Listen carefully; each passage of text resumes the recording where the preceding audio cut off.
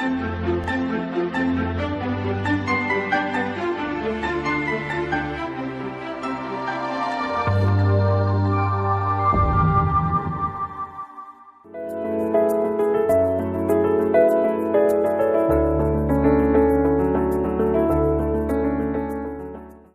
a part of the corporate tax planning program, today we will be discussing on the refund procedure or the procedure for claiming refund under the Income Tax Act. Friends, whenever an assessee is filing his return of income and after total computation of the tax liabilities as reduced by the advance taxes, TDS, self-assessment tax, etc. Now, he may always come out in a situation where his tax payment appears to be higher than the tax liability. In other words, by in a certain situation, the tax was paid higher than the tax actual liable to be paid. This may happen due to so many reasons. One of the reasons may be like tax was deducted by the banker or the person who paid the interest, where the person or the assessee concerned is not liable for tax, means his or her his income is less than the taxable limit, or in case of a business, certain deduction which are eligible for that particular assessee that has not been considered while determining the advance tax or the tax liability. Tax was paid in excess, right? And then this require a situation that crops up a situation where the assessee need to claim a refund. The situation would be slightly different but with the same result. In the entire assessment process, which we have covered in other modules, in the assessment process, when the assessment of the income of an assessee takes place under section 143 subsection 1 or 143 subsection 3, at the end of the assessment, the assessee also may come up with a situation as per the order that there arises certain amount of refund.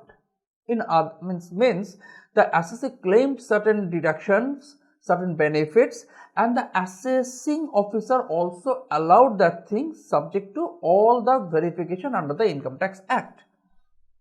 So a refund may arise at the end of the assessment. It may also happen that the assessee taken up the matter to the higher appellate authority, say before the commissioner income tax or before tribunal, and the legal argument was going on. At the end of the entire argument process, the case has been adjudicated in favor of the assessee, and then the assessee is now required to pay, right, to be paid the amount of tax arising as a refund. Friends, this entire structure of today's discussion that's covered under section 237 of the Income Tax Act, followed by the rules and the respective forms, is covering the refund when it may arise and what are the process and how the refund can be paid to the assessee, and if there is a delay in payment of the refund, whether the assessee is eligible for a interest on the refund amount. To start with, it is very much possible that when the tax paid by the taxpayer, right, could be in the form of advance tax or TDS or self-assessment tax, is more than the required amount or the computed tax liability amount, he will be eligible to claim a refund of the excess amount of tax paid by him, and section 237 to 245, right, of the Income Tax Act deals with the provisions for a refund of taxes under the Income Tax Act. This is a fundamental basic provision of Income Tax Act. Then, as per this law, what it says? That if any person who satisfies the assessing officer, the documentary evidences, the reasons for excess payment, that the amount of tax paid by him or on his behalf, what is the meaning of on his behalf? It might be I am a representative assessee, or minor's income has been added with the parents, either of the parents. In any of the such cases, the tax liability has been deposited in excess, right, on his behalf, exceeds the amount of tax payable by him. He shall be entitled to a refund to the excess of tax paid by him. So, under Income Tax Act, when if there is a shortfall is also payable. Interest on shortfall is also payable, while if there is a refund arises, the refund amount also is liable to be returned back to the assessee. Now, question comes up, who is entitled to claim the refund? Who? As per the normal procedure, the assessee himself, say in case of individual, the individual himself; in case of a company, the person who filed the return, that is the managing director; in case of a trust, the managing trustee; in case of a partnership firm, the managing partner. Like, who is eligible or entitled for filing of the refund, right?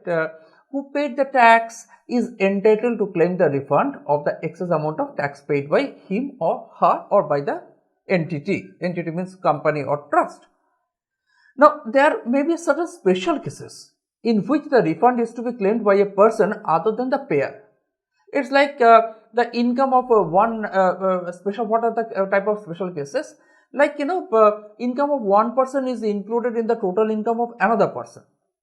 Under any of the provisions, say clubbing of income provisions, like wife's income has been clubbed with husband's income, minor child's income has been clubbed with the parent's income, either of the parent's income, etc., then the latter shall be entitled to a refund in respect of the clubbing of income, as well as the tax to the extent excess paid, right? There may be another special situation is possible, that death, incapacity, insolvency, liquidation, or any other cause, right? If a person is unable to claim or receive any refund, okay, which is due to him, which he is liable to get, eligible to get, his legal representative or the trustee or the guardian of the receiver, say minor child and the guardian, right, shall be entitled to receive such refund for the benefit of such person or his estate. So, these are the special situation, exceptional situation. Excepting to this two situation, everywhere the person who paid tax in excess is eligible for a refund under the Income Tax Act. What the act, what the rules and the forms speaks about, because if there is an act to enabling the act to make it the proper modus operandi, certain rules, procedures and forms has been established. The law says that there is a particular form number 30, right, which normally need to be filled up and submitted by the assessee along with the return, wherein he says that by mistake or by by some calculation or by some other reason I have paid some extra amount of taxes which I seek for a refund of it. So, the taxpayer has to make a claim for refund in a particular prescribed form number 30, duly filled in and signed with all the necessary details as may be forming part in that particular form, giving the reasons, giving the total income, giving the taxable income, giving the nature and amount of tax paid, that is say TDS and advance taxes, and finally coming out with the amount of taxes that need to be refunded back. Once this form is submitted, then the entire process of a refund that starts up, that continued at the part of the department. And please remember, the refund is not an automatic process. The assessing officer need to take into cognizance the amount of income that has been declared, the amount of taxes that has been paid, and obviously after the proper assessment process is completed. Once this forms and other things that has been submitted, a question that always comes out, that if a return has been submitted delayed, or the assessor submitted the claim for the refund which is also in delay, can he or she be eligible for the refund? That means, in other words, a belated application or a supplementary claim of refund, claim which is in addition to the amount of refund after completion of the assessment for the same year, can be admitted. That means you have already claimed something, assessment is now over, it is found out that some more amount of claim you have forgotten to claim, and you are now claiming it. The law says, the law permits that it can be admitted with a condonation petition, right? Condonation petition, provided that the other condition and referred upon are fulfilled. So these other conditions and the details modus operandi, the Central Board of Direct Taxes had issued a specific circular and clarified this position by circular number 9 of 2015, that when under what circumstances such a condonation may be accepted and provided what conditions need to be followed to accept that delayed or belated submission of the refund claim. If the refund is allowable or eligible in respect of an appeal, right, it's like that in case where the refund becomes due, very much possible, and as a result of any order which is passed by any appellate authority, say commissioner appeal or a tribunal or any other proceedings under the act, the assessing officer shall, except as otherwise provided in the act, refund the amount to the taxpayer without his having to make any claim in that behalf.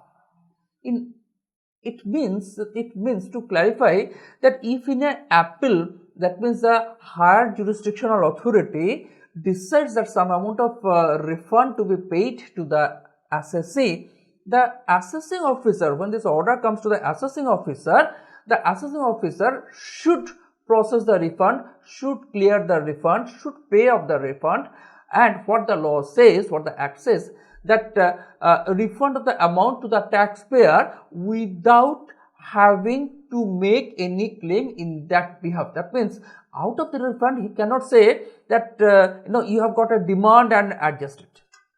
But this is covered under section 240 of the Income Tax Act. But there are also possibilities where the assessing officer may request the assessee that this particular year you have a refund, and in another year you have a demand, you have something amount to be paid to the government. Why not you are making an adjustment of that, setting up of that. Section 245 allows this setting up. So this is also permissible under the provisions of the act.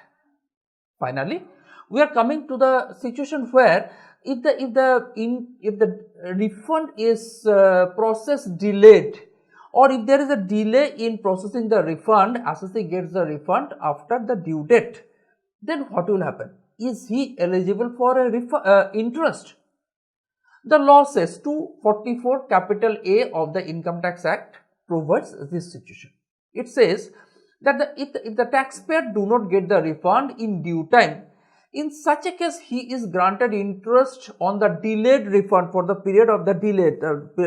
The provision is covered under section 244 capital A of the Income Tax Act. And what it says? It says that for the refund amount arising out of a particular order or claim payable to the assessee, right, by way of advance tax, that the taxpayer shall be entitled to an interest calculated at the rate of 0.5% per month. 0.5% means annually it comes to 6, annualized 6, or per month 0.5%, 1/2% interest on such case be allowed for a period commencing from first day of April of the assessment year, that means the beginning of the assessment year, to the date on which the refund is granted. And if there is a delay in this process of the refund, obviously the amount of interest that goes on. However, there is no interest shall be payable if the amount of refund is less than 10% of the tax as determined under section 143(1). What is 143(1)? 143(1) is the prima facie assessment, the assessment of the assessee where it says that if the total tax demanded is 100 rupees and your refund is say 5 rupees, which is less than 10% of the tax demanded, then interest shall not be payable, right? Interest shall not be payable if the amount of refund is less than 10% of the tax that has been finally determined in the assessment process. And interest on refund which arises from appeal effect, interest on refund which arises to the TDS deductor, in all these cases the refund is definitely paid along with the interest as applicable. So friends, to sum up whatever we discussed in this chapter, we covered up the provisions of the act relating to refund, the provisions of the Income Tax Act relating to eligibility and the situation where refund arises, the procedure, the particular form, the due date, delayed submission of the application, what will happen, and then if there is a delay, who will be liable for that delay, and whether interest is also eligible on the refund amount. With this, we have covered the entire topic of refund under the Income Tax Act. Thanks, my friend, for being with Netaji Subhash Open University in the corporate tax planning program. Thank you.